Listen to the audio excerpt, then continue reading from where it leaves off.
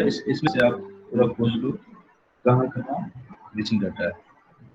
जैसे इसमें तो ज़्यादा नहीं है मिसिंग, लेकिन बहुत सारे डाटा में आपको मिसिंग नजर आएगा, तो उसको या तो वो पूरा डाटा डिलीट करना होगा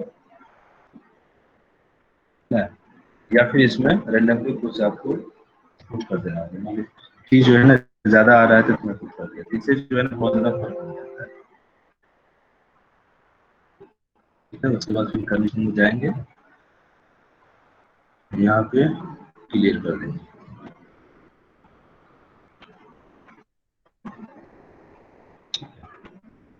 उसके बाद यहाँ पे आप देख रहे होगी आ रहा है 5 बैठा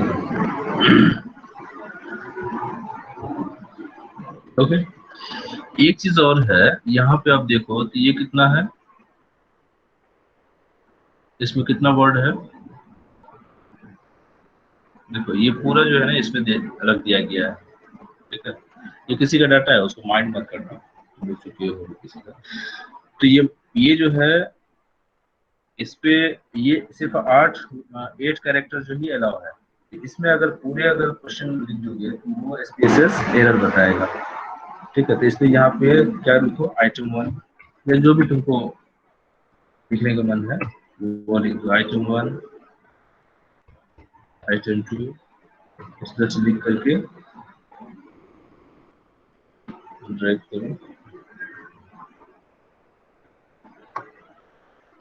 अब यही ये जो डाटा है इस तरह से अब ये सही हो गया। अब इसको जो है एसपीएसएस में लोड करोगे या इंपोर्ट करोगे तो वो सही से काम करेगा। समझ में आ गया, कोई कंफ्यूजन? जी सर। जी जी सर। सर, क्लियर है। ओके, अब इसको जो है लोड करने का तरीका जो मैं पहले से लोड करके रखा हूँ।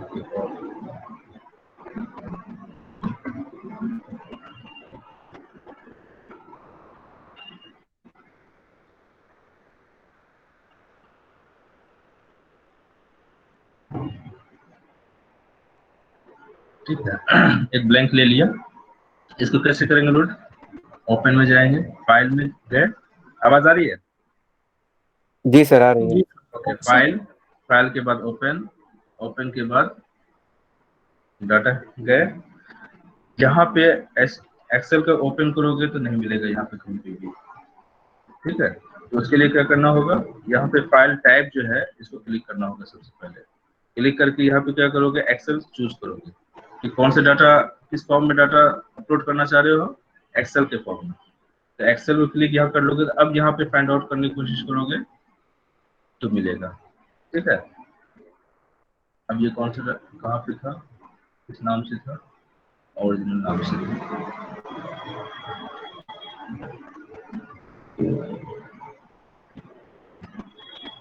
क्लिक करो,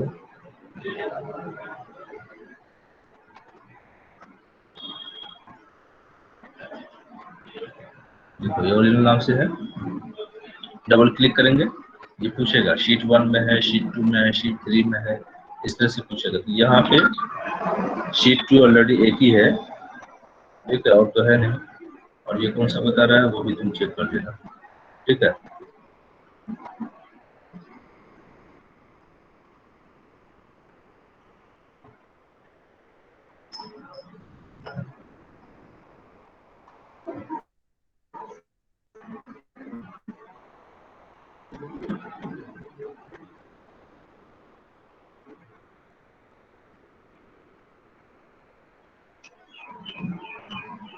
तो ये गलत है, ये सेव नहीं हुआ था, इसकी वजह से।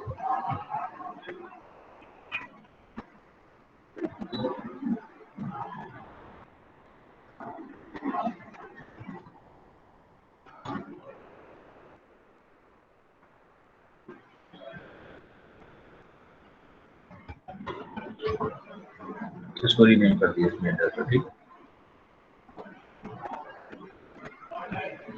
अब इसको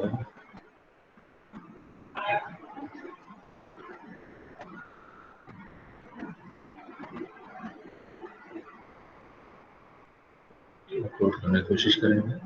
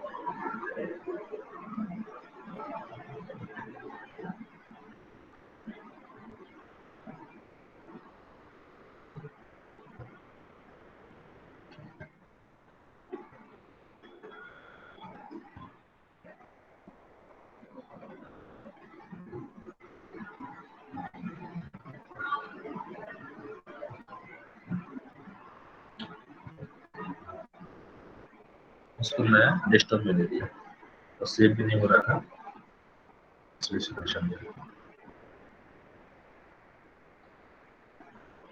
इस एक्सेल आप चूज करो। इसके बाद फिर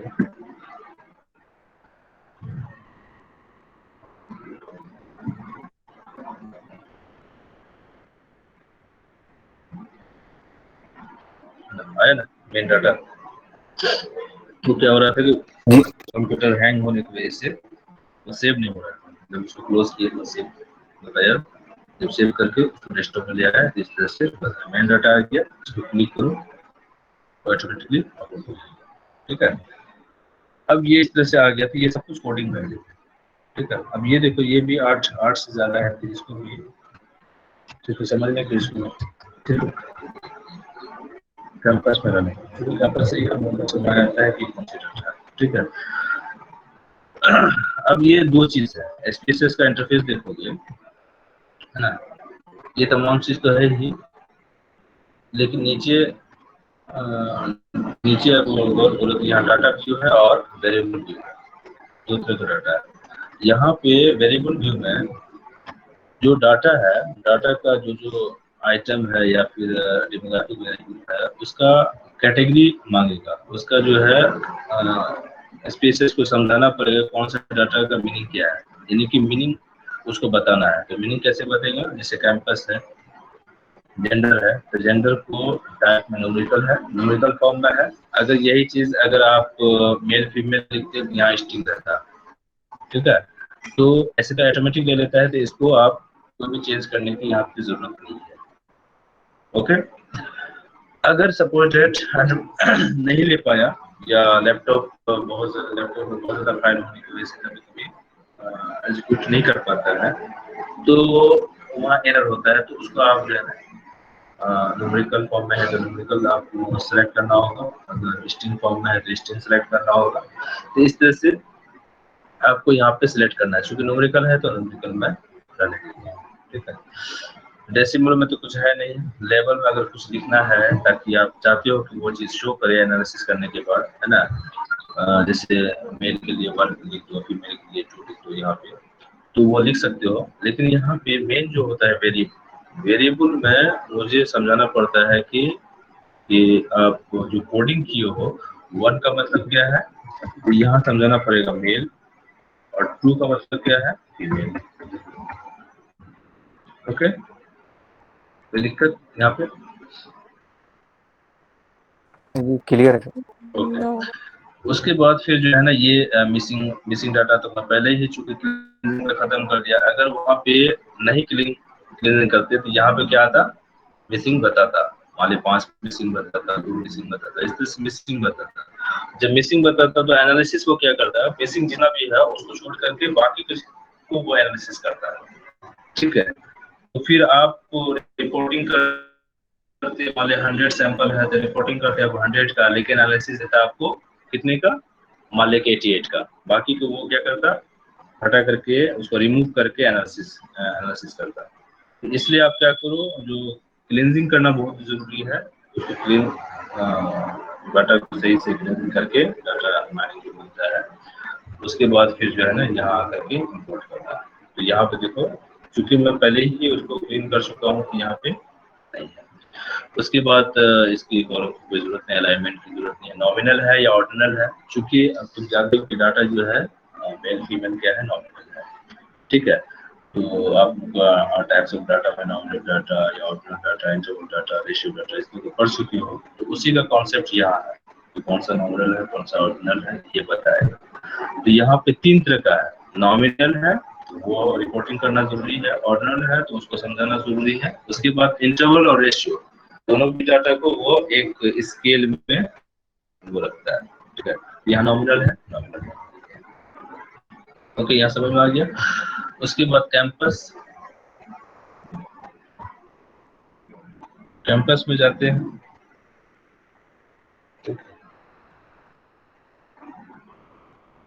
चलो कैंपस का चलिए यह है, और ये चीज़ है।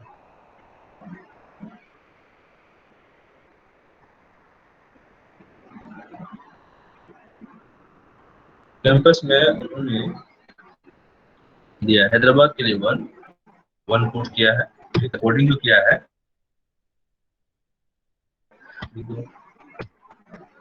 ट्रू वेदर है,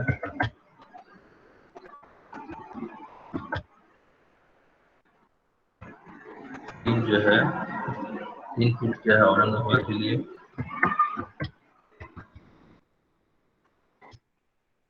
4 फुट किया है भोपाल के लिए, 5 आसनसोल के लिए,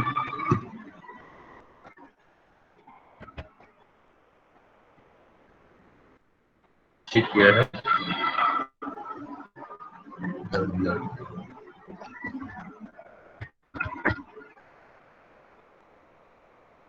उसके बाद किया है संबल।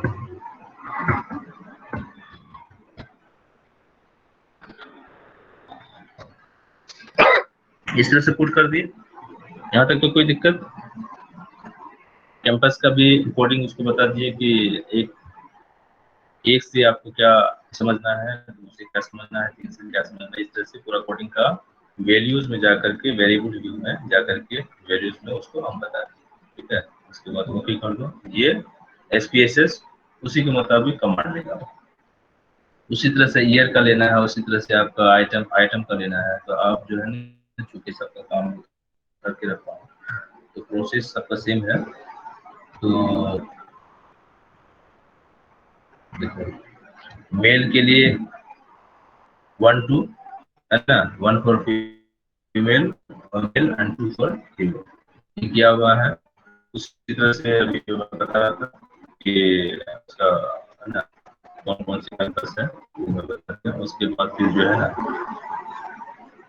जो हम लोग कोडिंग किए थे ईयर का, 1 फॉर 2014-16, 2 फॉर 16-18, 3 फॉर 17-19, जो दिया हुआ था कोड, उसी के मुताबिक हम लोग कोडिंग किए थे। क्लीनिंग के बाद ये जो है उसी हिसाब से मैं उसको बता दिया।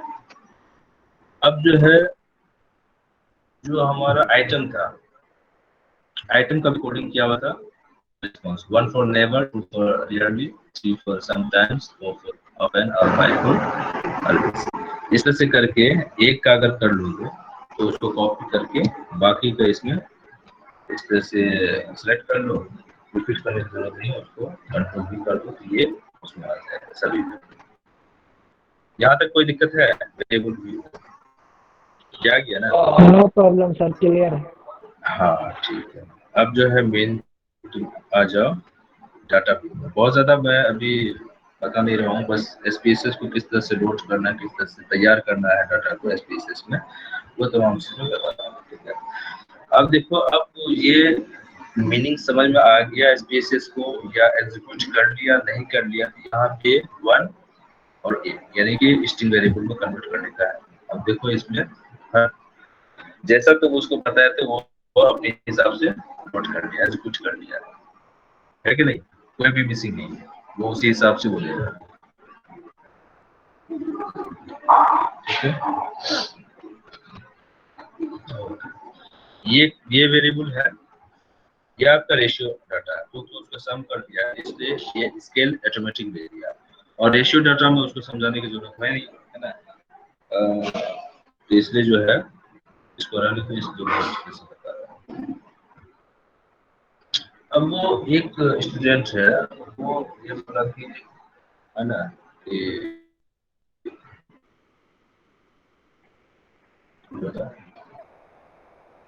उसने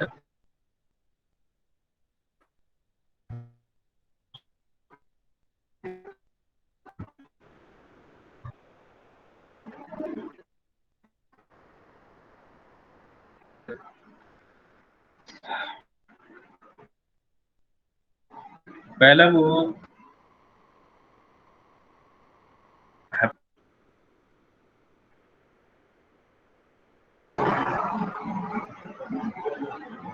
पहले हैप्पी देखना पड़ेगा, ठीक है, जिसे उन्होंने ये बताया कि male female wise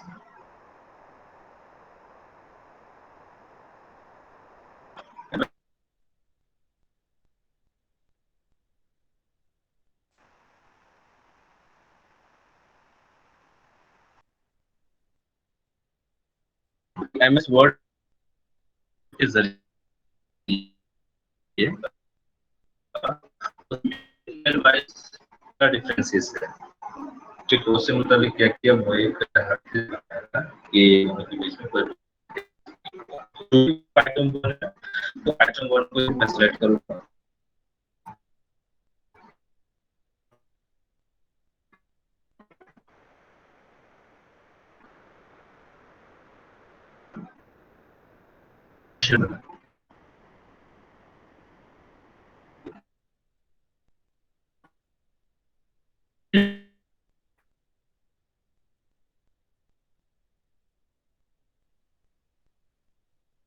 item one जो है ये भी क्या है, कैटेगरिकल डाटा है, टीटेस यूज नहीं होगा, क्योंकि टीटेस करने के लिए एक अलग तरफ से डाटा चाहिए, है ना, कैटेगरिकल डाटा नहीं होना चाहिए। यहाँ पे हम क्या करेंगे, कैटेगरी टू कैटेगरी, है ना, वो अलग इशू है, वो मैं बताऊंगा। क्योंकि यहाँ डैश का यूज होगा, तो डैश का के लिए हम लोग जाते हैं, कहाँ पे जाएंगे, एनालिसिस में जाएंगे, ठीक है। कैश कर दो तरह से है, एक रिलायबिलिटी मैसेज में जा करके इस तरह से भी दिखते हैं, लेकिन क्रॉस टेब में जाएंगे, ठीक है, क्रॉस टेब में जा करके जो जेंडर है, मान लो कि जेंडर में रोज में ले लिया और आइटम को कॉलम में ले लिया, और यहाँ एग्जैक्ट में जाएंगे, एग्जैक्ट में जो है एस दिखाने को, ठीक है, स्टैटिस्टिक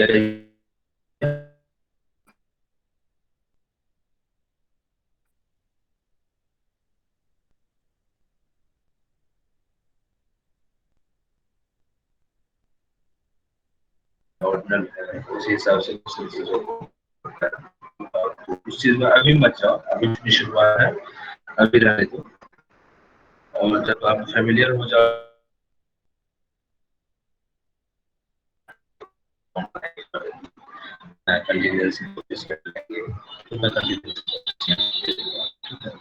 उसके बाद सेल है, सेल में आप सिर्फ ऑब्जर्व वैल्यू लेना चाह रहे हो,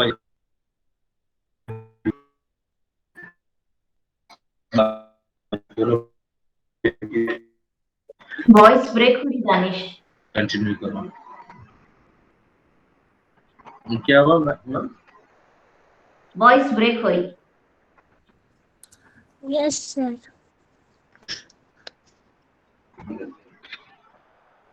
तो देखा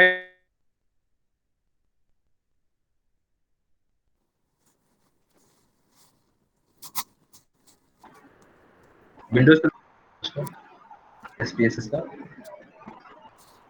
रिपीट करूं क्या, जी यस सर, रिपीट करो। थोड़ा सा रिपीट। यस सर सर, आवाज थोड़ा ब्रेक रिपीट रही। कर दीजिए, कट रही है। अब ये थोड़ा बताइए, आवाज अभी क्लियर है? अभी क्लियर है, वहां से आपकी आवाज कट रही थी दिया जो था आप वो है कुछ देखने के चक्कर में। हाँ फर्स्ट आइटम है ना, उस उधर से आपकी आवाज कट रही है। उसके बाद उसके एनालिसिस सबसे का अब स्क्वायर ये कैसे, हाँ का स्क्वायर कैसे इस्तेमाल हाँ, किया सर, तो मैं वो बता दूं कि आइटम फर्स्ट में वो बता दीजिए। अच्छा अच्छा ठीक है। तो मैं बोल रहा था कि कैश स्क्वायर है ना, चूंकि ये न्यूमेरिकल कैटेगरिकल डाटा है एच वन और जेंडर भी कैटेगरिकल डाटा है, चूंकि कैश का यूज होता है, कैश का यूज करने के लिए मैं क्या करूँगा, एनालिसिस में जाऊँगा। उसके बाद यहाँ दो तरीके से है। एक इधर भी आप दे सकते हो, ठीक है, और दूसरी चीज है ना स्केल बता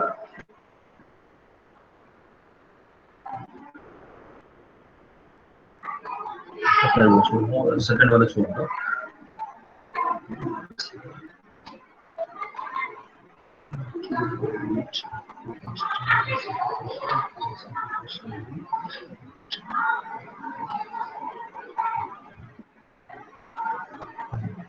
है इसको रहने दो। तो दूसरा जो है अक्सर जो यूज करने का बहुत आसान तरीका है, एनालिसिस में जाओ, उसके बाद फिर डिस्क्रिप्टिव स्टैटिस्टिक्स में जा करके, ठीक है, क्रॉस टेब में जाओ।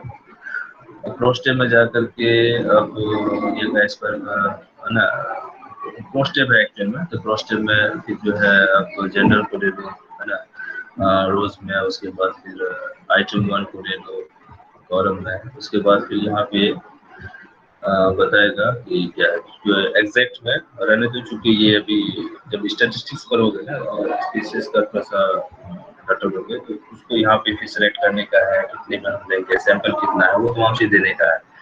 तो खैर वो अभी चूंकि शुरुआत है, अभी ये तमाम चीज मत इसको, है ना, कुछ भी करना। उसके बाद एग्जैक्ट ऐसे एज इट इज रहने देना। स्टैटिस्टिक्स में जाओ, स्टैटिस्टिक्स में यहाँ पे क्योंकि कौन सा टेस्ट करना है, काइस पर टेस्ट ले लिए। उसके बाद फिर जो है मान लो टेस्ट मैं सिर्फ देखने के लिए मैं दे देता हूँ। उसके बाद कंटिन्यू करेंगे, सेल में गए, सेल जाने के बाद ऑब्जर्व वैल्यू और एक्सपेक्टेड वैल्यू, ठीक है। तो वैल्यू चूंकि मुझे रिपोर्टिंग जो करना पड़ता है या फिर जो है डाटा एनालिसिस में जो दो वैल्यू की जरूरत पड़ती है, एक ऑब्जर्व वैल्यू की जरूरत पड़ती है और एक्सपेक्टेड वैल्यू की जरूरत पड़ती है, तो दोनों को मैं टिक कर लिया। बाकी का एनालिसिस करने दो, उसमें ज्यादा करने की जरूरत नहीं। उसके बाद फॉर्मेट में ये इसकी कोई जरूरत नहीं पड़ती और उसके बाद उस स्टेप में भी कोई जरूरत नहीं। उसके बाद यहाँ पे अगर आप एक्सेल का ही, सॉरी एसपीएसएस का ही बनाया हुआ ग्राफ यूज करना चाह रहे हो, तो यहाँ पे एक ग्राफ जो है आप ले सकते हो ना, क्लस्टर का, इसको क्लिक करेंगे।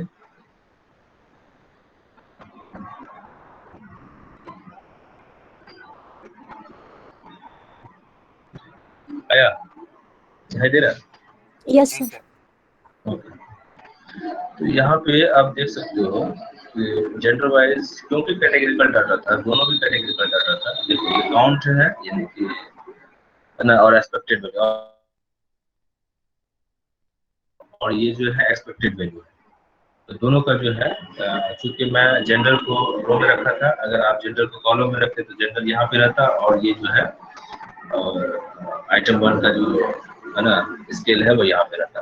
तो जैसा रिपोर्टिंग करोगे तो उसी हिसाब से रिपोर्टिंग होगा। अगर आप चेंज करना चाहते हो तो यहाँ से आप चेंज कर सकते हो, आइटम को खींच करके यहाँ लेके आओ जेंडर में, और जेंडर को खींच करके वहाँ लेके जाओगे, तो उसी हिसाब से ऑटोमेटिकली चेंज हो जाएगा, पिवट टेबल हिसाब से बन जाएगा। तो ये बात की बात है, जैसा है सिर्फ एनालिसिस से को बहुत सारी चीजें इसमें। तो डबल क्लिक करने के बाद वो पिवट टेबल आ जाता है, तो उसमें अपने हिसाब से, अपनी जरूरत के हिसाब से चेंज कर सकते हैं। यहाँ पे देखो, यहाँ टेबल है आइटम वन का, अब ये आ गया इस तरह से, ऑब्जर्व वैल्यू और एक्सपेक्टेड वैल्यू आ गया ये टेबल। और दूसरा जो है एक टेबल आ गया पियर्सन का एस्पर टेस्ट, है ना, डिग्री ऑफ फ्रीडम 4 है, और ये जो है 0.004 है, यानी कि सिग्निफिकेंट है, यानी कि लेस देन 0.05 है, इसलिए ये क्या है, सिग्निफिकेंट है, यानी कि नल हाइपोथेसिस क्या होगा, रिजेक्ट होगा, यानी कि फर्क है, ठीक है। तो इस तरह से आप एनालिसिस कर सकते हो बाकी। और उसका एक देखो यहाँ पे क्या आ गया, एक बार ग्राफ को भी एसपीएसएस से भी किया। वो और बात है कि एसपीएसएस का बनाया हुआ बार ग्राफ जो है ना, वो थोड़ा सा एट्रैक्टिव नहीं होता है, इसलिए यूज नहीं करता है, एक्सेल के थ्रू से ही यूज करता है। लेकिन इसमें ज्यादा जो है ना साइंटिफिकली ज्यादा अच्छे से दिया हुआ है, फोल्डिंग कर दिया हुआ है, अच्छे से लिखा हुआ है। और बाकी ये तमाम चीजें वो चेंज कर सकते हो, इस पर डबल क्लिक करोगे, ठीक है, डबल क्लिक करने के बाद ये अपने हिसाब से चेंज कर सकते हो।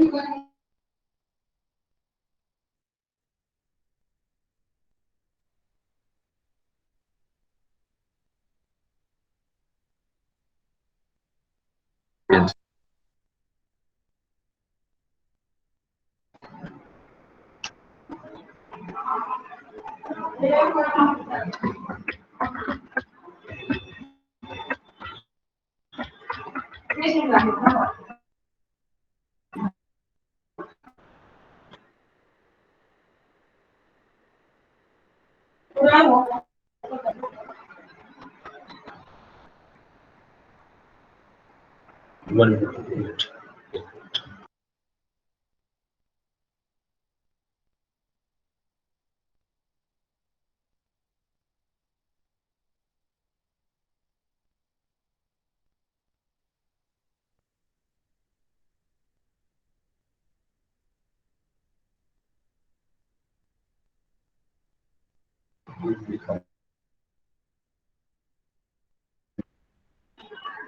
तो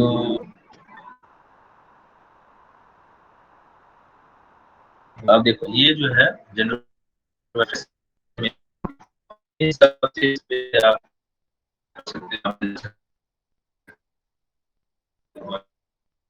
है ना, ये तमाम चीज अपने हिसाब से वो चेंज कर सकते हैं।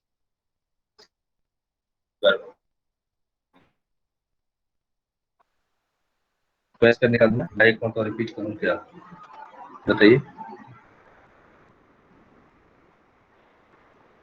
Hello ma'am. जी दानिश, हेलो, मैं ऑडिबल हूँ? Yes ma'am. यस मैम, आ रही हूँ। जी बेटा, क्लियर है आप लोग को या नहीं? तो फिर काई स्क्वायर का कंपेयर तो फिर मैट्रिक्स रिपीटेशन चाहिए, बताइए आप लोग।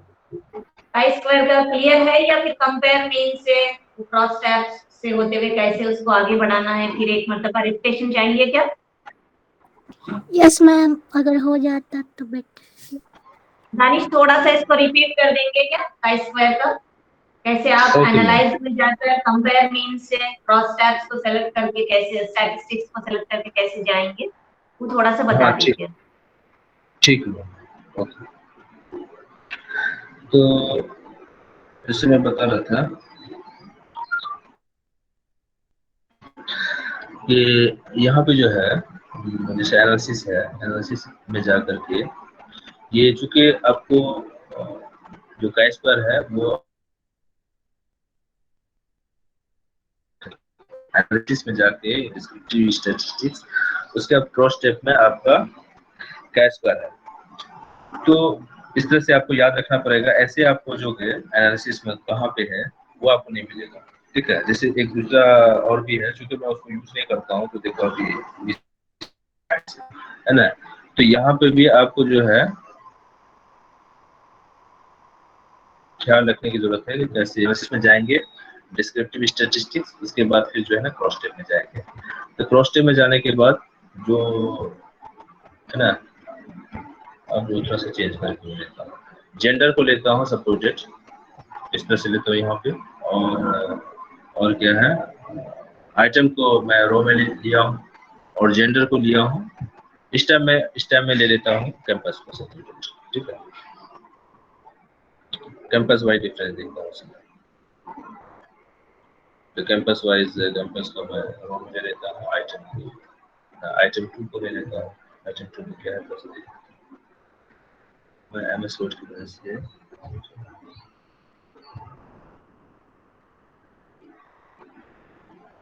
आइटम 4 ले लेता हूँ। आइटम 4 को मैं यहाँ पे, ठीक है, यहाँ तक तो समझ में आ गया।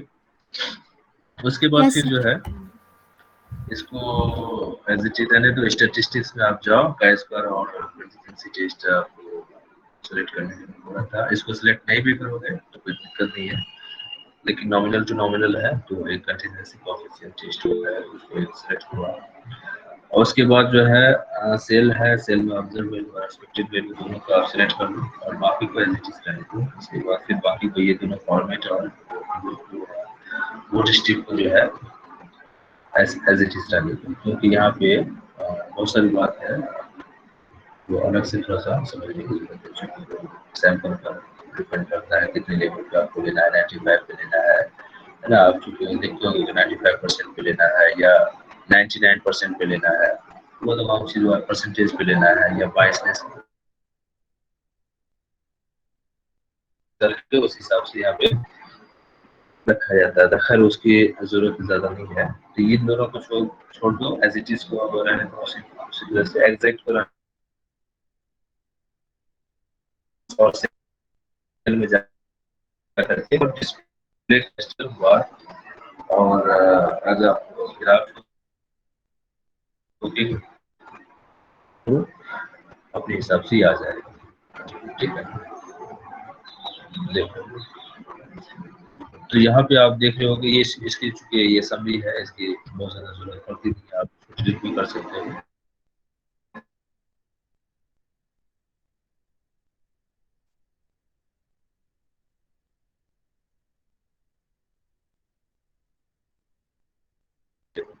तो मैं किधर रखा था, रो में रखा था, ये कैंपस वाइज और इसका जो है रिस्पॉन्स जो है इस तरह से है। तो ये ऑब्जर्व वैल्यू है, एक्सपेक्टेड वैल्यू है,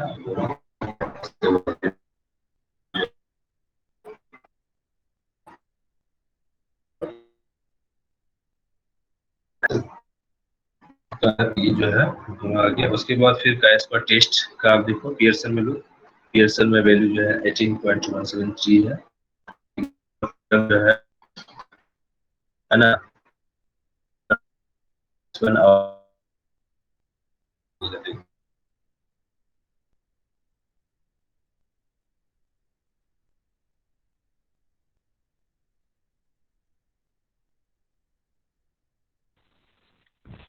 सॉरी सर, वॉइस ब्रेक हो रही है। क्या हो रहा है सर आपकी आवाज एक्सेप्ट ही हो रहा है, फेल टू रिजेक्ट। जी सर। हाँ यहाँ पे मैं ये बोल रहा था, अब आ रही आवाज? जी सर, अब आ रही आवाज है। आ रही है। हाँ तो अब यहाँ पे देखो, ये तो टेब क्रॉस टेबुलेशन में आप देखो जो चीज जो बता दिया, एक्सपेक्टेड वैल्यू और है ना ऑब्जर्व्ड वैल्यू, शायद बताइए होगी आपको। ऐसे जो है जो स्टैटिस्टिक जो पता है वो प्राइस पर का मैनुअली जो आप निकालते हो उसमें रो टोटल और कॉलम टोटल भी निकालना पड़ता है। तो ये देखो सब कुछ दे दिया, रो टोटल क्या है, कॉलम टोटल क्या है ना, उसके बाद एक्सपेक्टेड वैल्यू क्या है और ऑब्जर्व्ड वैल्यू क्या है, वो तमाम चीज ये टेबल में आपको आ गया। उसके बाद इस टेबल में यहाँ पे एक और खींचा जाता है इस पे डिग्री ऑफ फ्रीडम का, ठीक। उसके बाद फिर यहाँ पे कैश पर टेस्ट का कैश पर यहाँ पे दे दो 18.73। उसके बाद यहाँ पे है ना, अगर आपको इसका रिपोर्टिंग तो यहाँ पे लिखना होगा अल्फा।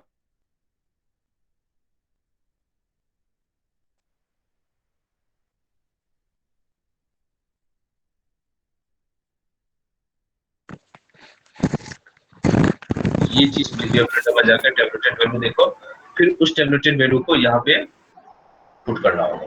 फिर देखना होगा कि chi स्क्वायर का वैल्यू ये वाला हमारा ज्यादा है या फिर ये वाला ज्यादा है। अगर chi स्क्वायर में क्या होता है कि अगर हमारा calculated value greater than tabulated value होता है तब रिजेक्ट होता है, अदरवाइज एक्सेप्ट होता है, लेकिन बाकी में नहीं होता।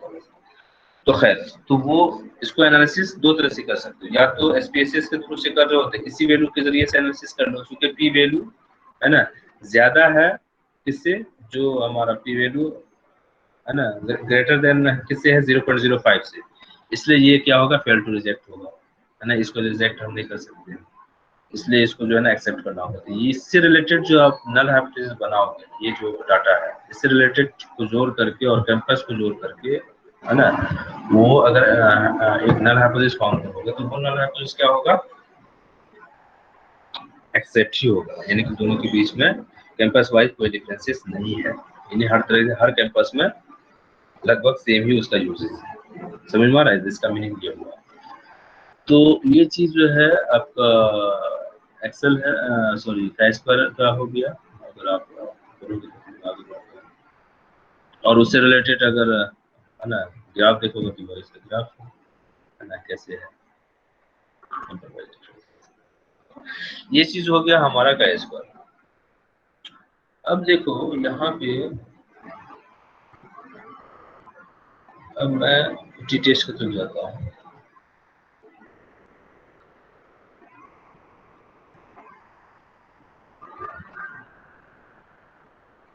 कोई कंफ्यूजन तो नहीं है ना, टी टेस्ट की तरफ जा सकते हैं आप? Yes yes sir. तो टी टेस्ट में क्योंकि ये अब अलग इशू है कि मैं डाटा इस तरह की जरूरत पड़ेगी तो उसी तरह से वहाँ पे, ठीक है। और मोर बेटर है कि इसको मैं ऐड कर सकता हूँ नहीं कर सकता हूँ तो अलग इशू है, बाद में। तो इस पे देखो, तो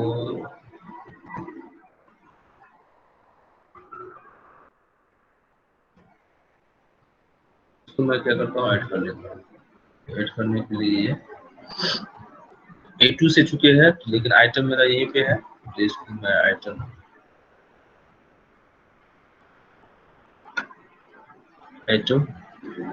आइटम 1 to आइटम 24 ऐड कर लिया। दिखाई तो दे रहा है ना इस पे? यस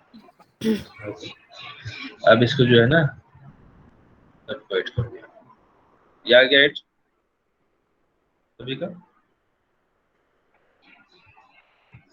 और इसी को क्या किया हूँ SPSS में कॉपी कर दिया हूँ। अब यहाँ देख रहे हो ये SPSS को यहाँ पे क्या किया हूँ, SPSS में इसको यहाँ कॉपी किया।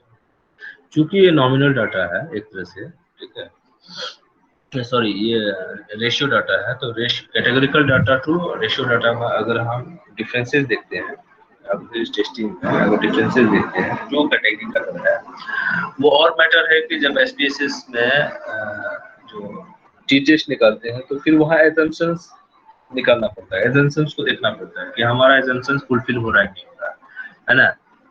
एजम्पशंस कुछ है SPSS टी टेस्ट का कि हाँ, उसका स्टैंडर्ड डिविएशन पता नहीं होता। हाँ, तो वो तमाम चीज जो है ना SPSS को देखना पड़ता है, तो उसको थोड़ा सा स्टैटिकली थोड़ा सा देख ला कौन कौन से एजम्पशंस है, उसको फिर यहाँ पे चेक करना पड़ता है। तो अभी मैं वो चेक नहीं कर रहा हूँ, उसकी वजह ये है कि फिर मैं वो चेक करूंगा तो फिर वो टी टेस्ट का ना मेन चीज कैसे निकालेंगे वो चीज वो थोड़ा सा मिस हो जाएगा मुझसे, क्योंकि शुरुआत है, क्योंकि उसको तीन एजम्पशन दो एजम्पशंस है करना। तो इसके लिए जो है टी टेस्ट निकालने के लिए क्या करेंगे, ये डाटा है उसी तरह से मैं जाऊंगा एनालिसिस में, उसके बाद कंपेयर मीन में, क्योंकि मीन में हम कंपेयर ही करते हैं, उसके बाद इंडिपेंडेंट टी टेस्ट, ठीक है, इंडिपेंडेंट टी टेस्ट, ओके। उसके बाद यहाँ पे किसका लोगे, यहाँ टोटल किसको टेस्ट कर रहे हो, है ना, उसका टोटल को मैं यहाँ पे दे दिया टेस्ट वेरिएबल। उसके बाद ग्रुपिंग वेरिएबल तुम्हारा कौन सा है, ग्रुपिंग वेरिएबल में जेंडर में देखो कि यहाँ पे जेंडर ग्रुपिंग वेरिएबल देखो। अब इसको कौन कौन सा एक है ना, एक और दो, मान लिया ग्रुपिंग, मान लिया यहाँ पे इसलिए बोला जाता है, इसलिए 1 to दिए सेम, कि अगर यहाँ पे कुछ ऐसा यहाँ पे डाटा रहता जिसका कोडिंग 1 2 3 4 तक रहता है, एक बात होता है, और मैं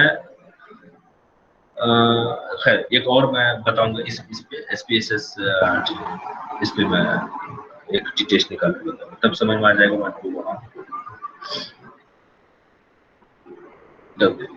जब इसको ओके किए, ये देखो टेस्ट निकल के आ गया, मेल फीमेल 50-50, यानी कि मेल 50 है और फीमेल 50 है। इसका मीन 94.48 है, इसका 100.34 है, स्टैंडर्ड डेविएशन उसका इस तरह का है। ये 3 का रिपोर्टिंग करना पड़ता है ना, जेंडर जो भी है इस पे वो, और टोटल कितना है, यानी कि सैंपल साइज यहाँ देना पड़ता है, उसके बाद मीन, स्टैंडर्ड डेविएशन, उसके बाद टी टेस्ट, यहाँ पे टी टेस्ट है, ठीक है। हाँ ये वाला मैं 11 टेस्ट देखना पड़ता है, 11 टेस्ट वो सिग्निफिकेंट है कि नहीं। 11 टेस्ट अगर सिग्निफिकेंट है, ठीक है, यानी कि क्वालिटी ऑफ वेरिएंस, तो फिर जो है ना टी टेस्ट निकाल सकते हैं, अदरवाइज नहीं निकाल सकते। और जब एक्सेल वगैरह के से करते हैं तो वो अलग चीज है, वहाँ पे भी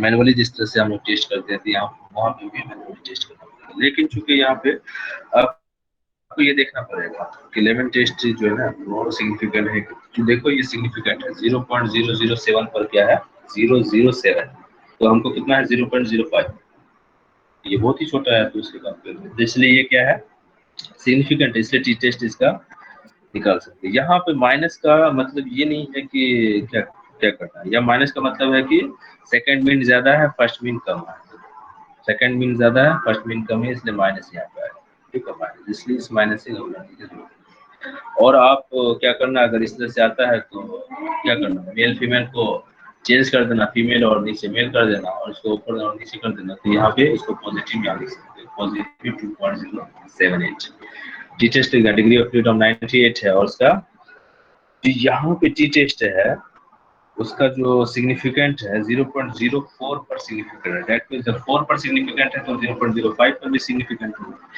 तो इसलिए जो है ना ये क्या है जेंडर वाइज उसके जो एचटी के तय जो इस्तेदाद है, इसका जो हाइपोथेसिस है जेंडर वाइज डिफरेंस है ना, कोई मतलब कि कोई मानिफेस्ट फर्क, क्योंकि रिजेक्ट हो रहा है तो मानिफेस्ट फर्क है इसमें, है ना।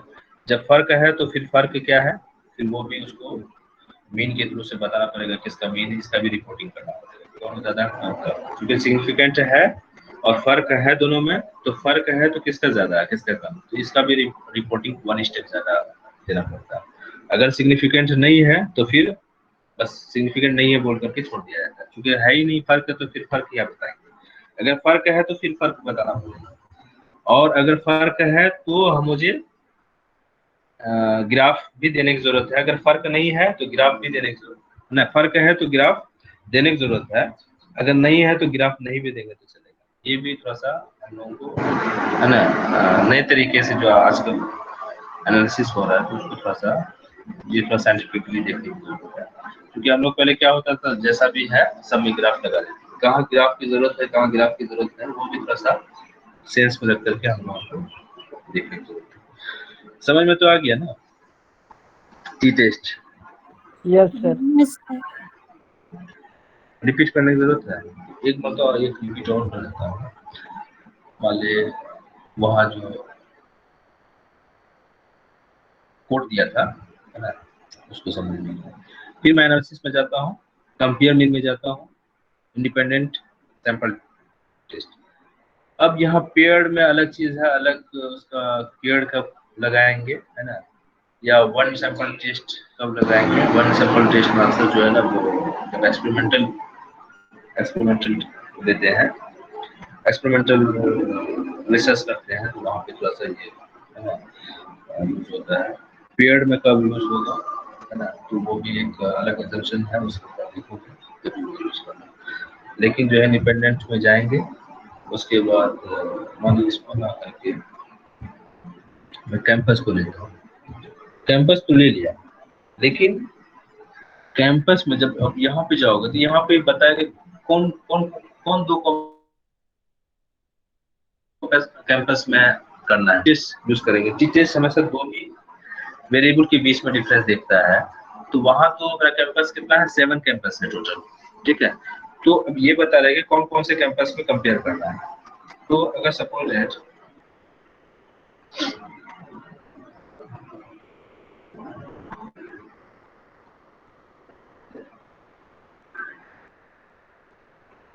कैंपस से लिखा है, हैदराबाद 1 है, बीदर 2 है, औरंगाबाद 3 है, भोपाल 4 और आसनसोल 5, दरभंगा 6 और संभल 7।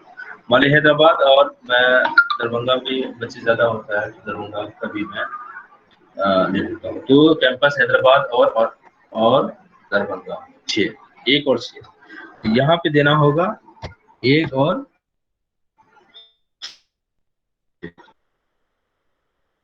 बीच में कंपेयर करो, नहीं उनको बीच में कंपेयर करो, उसके बाद आ जाएगा, देखो हैदराबाद दरभंगा आ गया ना, हैदराबाद और दरभंगा के बीच में वो कंपेयर हो गया।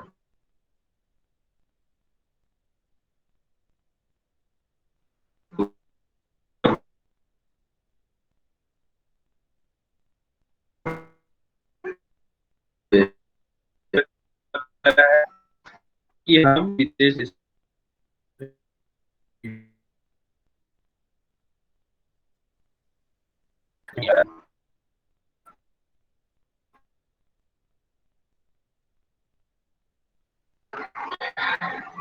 तो और यहाँ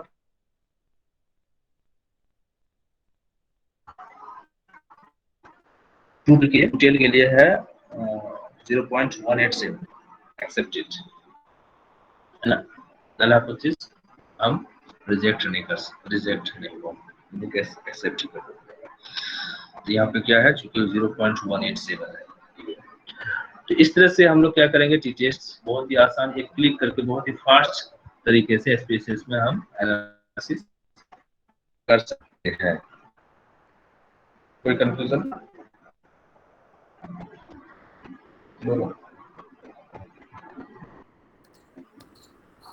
वो सर डिग्री ऑफ फ्रीडम कैसे निकालते हैं? डिग्री ऑफ फ्रीडम सबका अलग अलग तरीका है, उसका फार्मूला होता है। तो स्क्वायर के लिए अगर निकालेंगे तो r-1 एंड इनटू c-1 करेंगे, और टी टेस्ट के लिए करेंगे तो है ना, टी टेस्ट के लिए उसका फार्मूला क्या है मैम, 1 किस में माइनस करेंगे, उसका फार्मूला क्या लिखेगा, हाँ n-1, सॉरी n-1 जो है उसका मतलब n जितना भी है ना, हाँ n जितना भी है, मान लो 250 है, 260 कर लेंगे, वो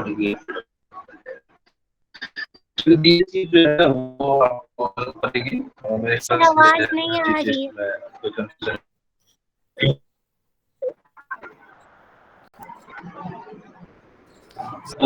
फिर से बोलिए।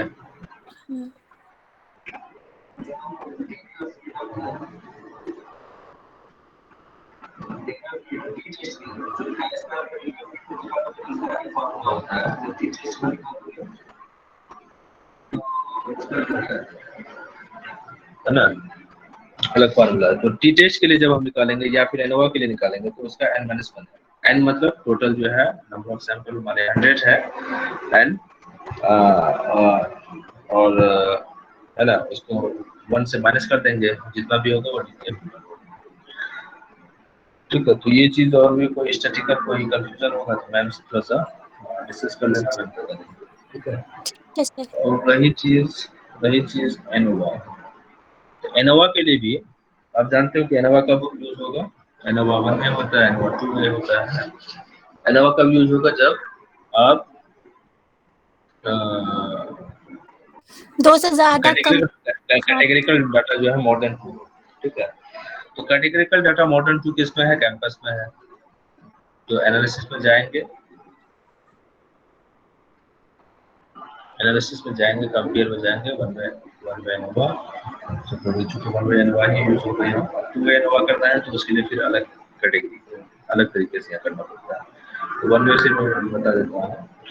तो वन वे इसलिए है कि क्योंकि यहाँ पे जो टोटल जो सैंपल है वो एक ही सैंपल है, और इधर जो है ना कैटेगरी ज्यादा है।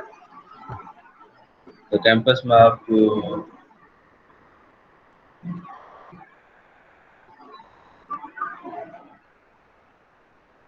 मान लीजिए फैक्टर ले लिए, कौन सा है, कैंपस का अलग अलग फैक्टर है। वो और बात है कि यहाँ यूज होगा नहीं होगा बेटर है, मैं सिर्फ बता रहा हूँ, ठीक है। और यहाँ पे डिपेंडेंट वेरिएबल मान लीजिए उसका टोटल जो आईसीटी के तहत जो उसका हिस्सेदार है उसका जो स्कोर है टोटल सब उसको ले लिए। और फैक्टर्स कैंपस में कौन कौन से कैंपस गई है सब उसका ले लिए। उसके बाद फिर हम देखते हैं कि कौन सा लेना है, कौन सा नहीं लेना है। अभी तो ये रहने दो, यहाँ पे होगा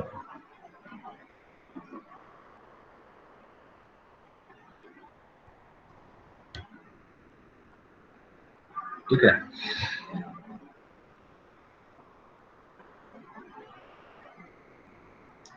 एक चीज नहीं ली शायद ऐसा आ गया। यस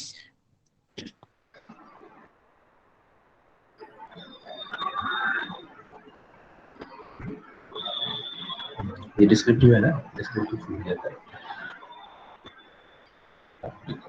तो सब भी आ गया, हैदराबाद का पूरा आ गया, उसका टोटल एन जो है ये तमाम चीज़ आ गई, टोटल 100 है।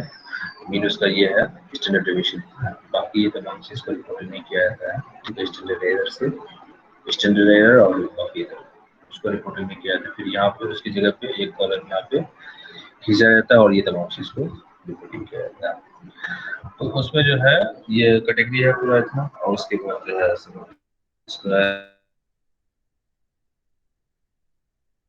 फ्रीडम है, ठीक है। और ये एफ टेस्ट कितना है, ये सिग्निफिकेंट है कि नहीं है, 0.01। तो इस तरह से एनालिसिस किया जाता है। मैम हो गया।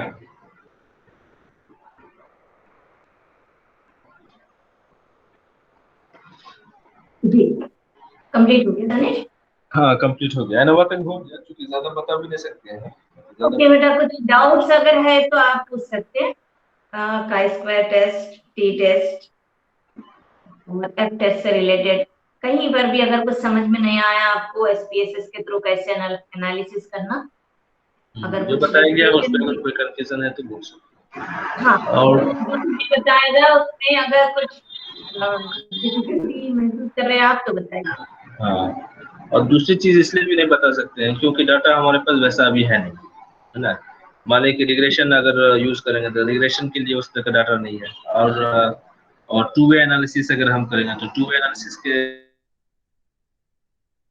मुताबिक डाटा हमारे पास नहीं है। तो बहुत सारे जो है ना डाटा अवेलेबल होगा तभी हम कर सकते हैं, या फिर उसके लिए फिर अलग से एक डाटा हम क्रिएट करेंगे, क्रिएट करके रखेंगे, फिर अब जो है फिर उस पर जो है ना प्रैक्टिस हम आपको बता सकते हैं। तो या रिग्रेशन या फिर फैक्टर एनालिसिस जो है उसका फिर अलग से, या फिर है ना वो करते हैं पहले स्टडी के बाद जो है क्रॉनबेक अल्फा टेस्ट कैसे निकालेंगे, तो उसका भी निकलता है, लेकिन वो डाटा होना चाहिए उससे बता दूं। लेकिन जितना मैं बताया हूँ जैसे काइस्पर टेस्ट है या फिर टी टेस्ट है, उसमें अगर कोई कंफ्यूजन है तो आप बोल सकते हो, या फिर जो है डाटा क्लीनिंग कैसे कैसे किया जाता है, या फिर डाटा को इंपोर्ट कैसे किया जाता है, अगर वहाँ कोई कंफ्यूजन है तो आप बोल सकते हो। सर वो एनालिसिस हाइपोथेसिस के बेस पे किया जाता है, तो वो थोड़ा सा कंफ्यूजन होता है कि हम हाइपोथेसिस किस में क्या इस्तेमाल करें, ये वाला कैसे समझते हैं। एक कलम को जैसा इतना बढ़िया कलम को जो फोर्स नहीं करे। हाँ अब गलत है कि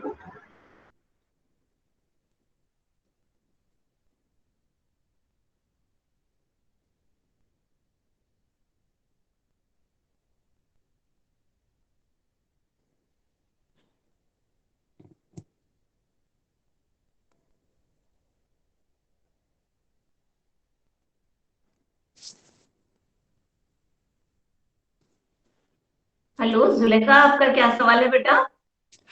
बोल रहे हैं ना सर, ये मैम बोल रहे हैं कि हाइपोथेसिस के बेस पे ही ना हम लोग जानते हैं कि क्या क्या निकालना है। मान लीजिए कि अभी दानिश सर कैटेगराइज करते हैं जेंडर। मैम तो तो अभी जेंडर पे कैटेगराइज कर रहे थे तो वो है ना का स्क्वायर लिए, ठीक है। फिर हम लोग टी टेस्ट फर्क वाजा करने के लिए करते हैं। तो इसलिए मतलब हम लोग हाइपोथेसिस से कैसे पहचानते हैं, नहीं समझ में आता है। इनका ये कहना है मैम कि जैसे कि का इसका जो यूज किए या फिर जो टी टेस्ट यूज किए, मेरे ख्याल से ये यही कहना चाह रही है कि एक जगह मैं कैटेगरिकल डाटा मतलब जेंडर को मैं ले लिया, उसको लेकर के मैं गैस पर निकाल दिया, कभी जो है ना उसी को लेकर के फिर जो है ना टी टेस्ट निकाल दिया, तो फिर ये कैसे करते हैं? यही क्वेश्चन है या फिर? Yes sir. हाँ, तो वो देखना पड़ेगा डाटा हमारा कि डाटा का नेचर क्या है।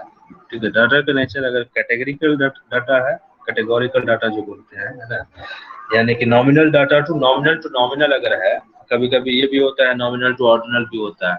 ठीक है, तो नॉमिनल टू नॉमिनल या नॉमिनल टू ऑर्डिनल अगर है तो फिर वहां जो है एक तरफ मान ले कि हम जेंडर लिए वो नॉमिनल है, ठीक है, और दूसरी तरफ आप जानते हो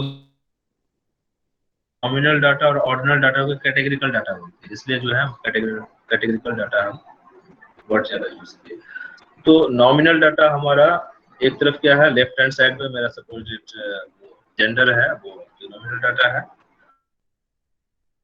दूसरी तरफ जो है,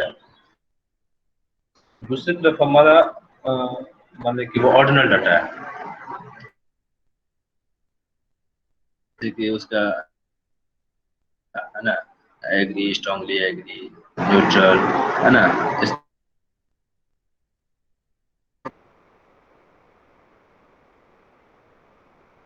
है ना, कुछ ऑर्डर फॉलो करता है। तो उस तरह का जो डाटा है जो नॉमिनल टू ऑर्डर, तो वहां हमारा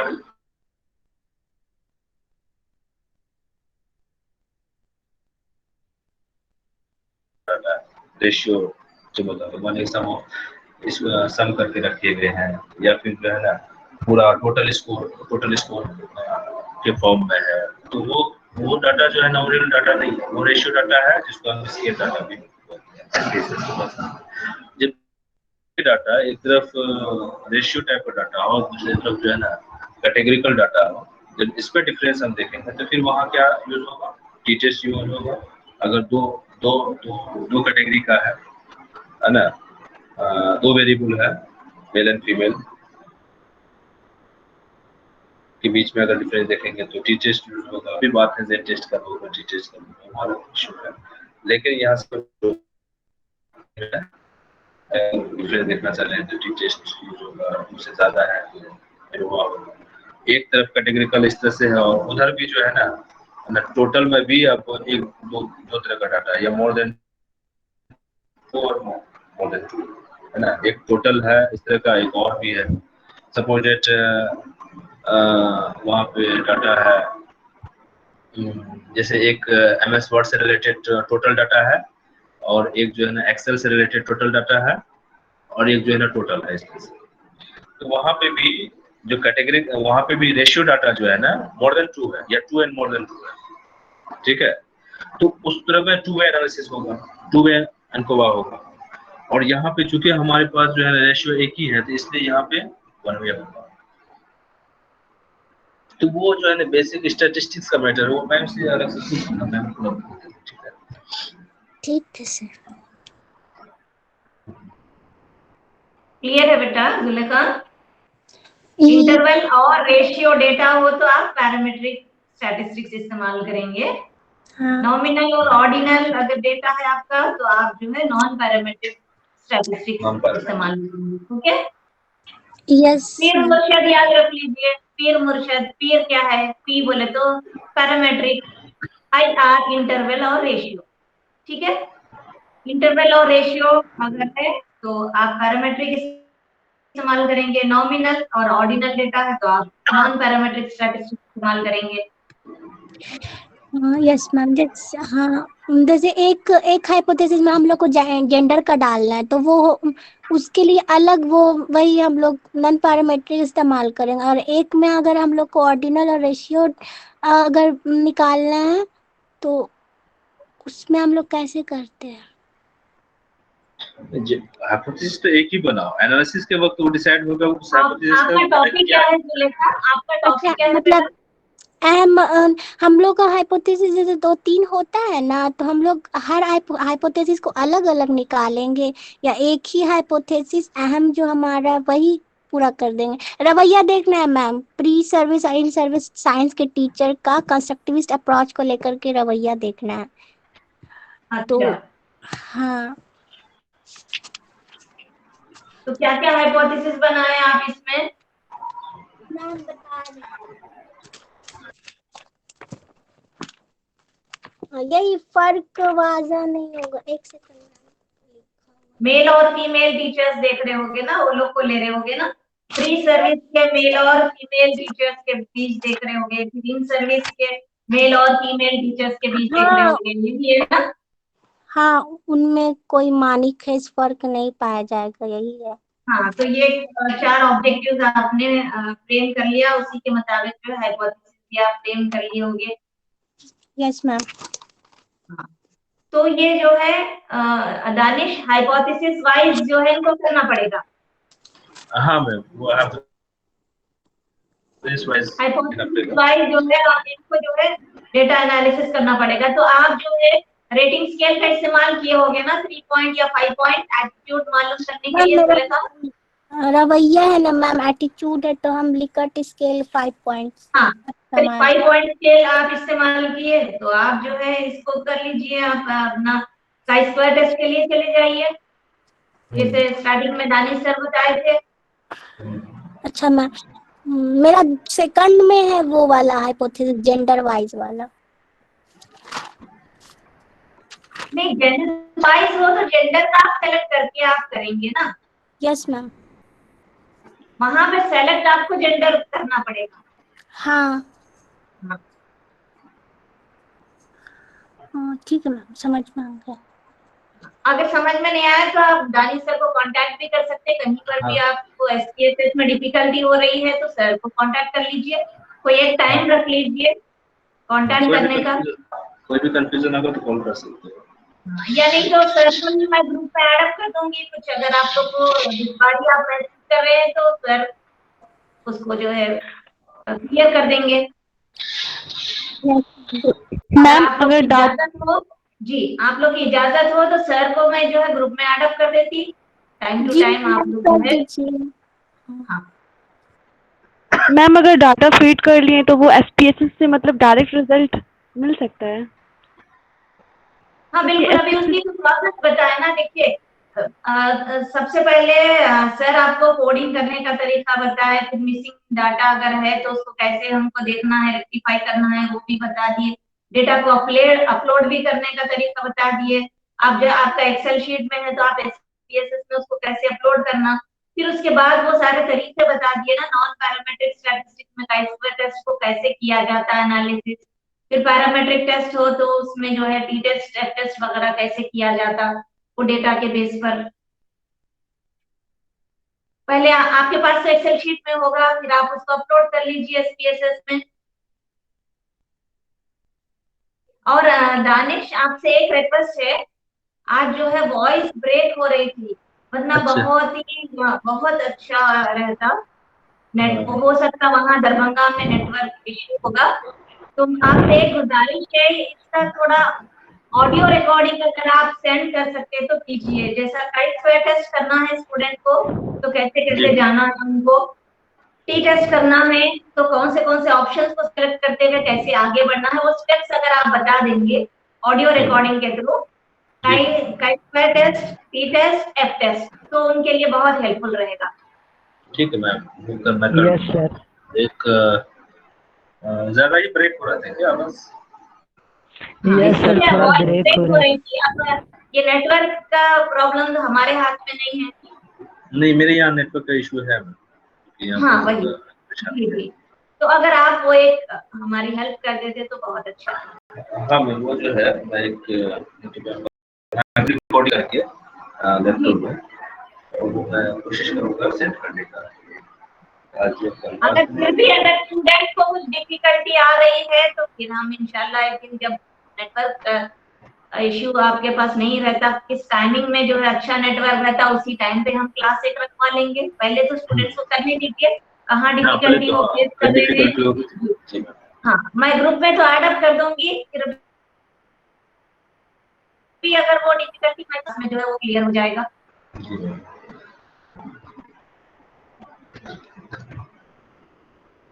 thank you so much Danish, आपने स्टार्टिंग थैंक यू।